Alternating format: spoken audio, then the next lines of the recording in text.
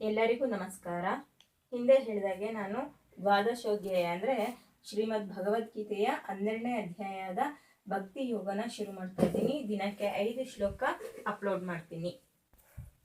ಶ್ರೀಮದ್ ಭಗವದ್ಗೀತಾ ಅಥ ದ್ವಾದಶೋಧ್ಯಾಯ ಭಕ್ತಿ ಯೋಗ.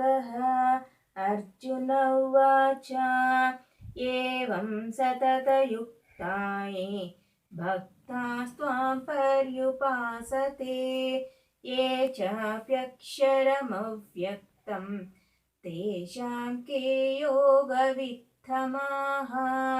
ಶ್ರೀಭಗವಾನ್ ಉವಾಚ ಮಯ್ಯಾವೇಶ್ಯ ಮನೋ ಯೇ ಮಾಂ ನಿತ್ಯಯುಕ್ತಾ ಉಪಾಸತೆ ಶ್ರದ್ಧೆಯಾ ಪರಯೋಪೇತಾಸ್ತೆ ಮೇ ಯುಕ್ತತಮಾ ಯೇ ತ್ವಕ್ಷರಮನಿರ್ದೇಶ್ಯಮವ್ಯಕ್ತಂ ಪರ್ಯುಪಾಸತೆ ಸರ್ವತ್ರ ಗಮಚಿಂತ್ಯಂ ಚ ಕೂಟಸ್ಥಮಚಲಂ ಧ್ರುವಂ ಸಂನಿಯಮೇಂದ್ರಿಯಗ್ರಾಮಂ ಸರ್ವತ್ರ ಸಮಬುದ್ಧಯಃ ತೇ ಪ್ರಾಪ್ನುವಂತಿ ಮಾಮೇವ ಸರ್ವಭೂತಹಿತೇ ರತಾಃ.